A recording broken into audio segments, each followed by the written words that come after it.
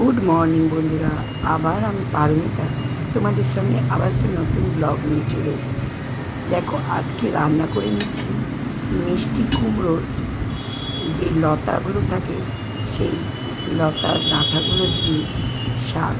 প্রথমে মিষ্টি কুমড়োর ডাঁটাগুলোকে সুন্দর করে ছিলে কেটে নিয়েছি। সমস্ত পাতা নিয়ে কিছু কিছু পাতা ফেলে দিয়েছি, আর যেগুলো কচি পাতা মানে আগের দিকে থাকে সেই পাতাগুলো নিয়ে ছোটো ছোটো করে কেটে ওটিয়ে দিয়ে দিয়েছি। সামান্য একটু নুন দিয়ে প্রথমে এটাকে সিদ্ধ করে নিয়েছি।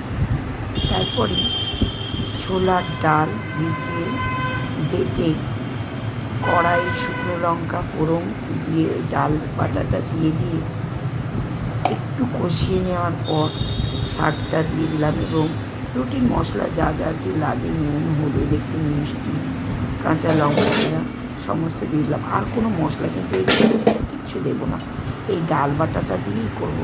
খেতে অস্বাভাবিক লাগে, একবার করে দেখো, সত্যি এত সুন্দর লাগে যে বলাই যাবে না।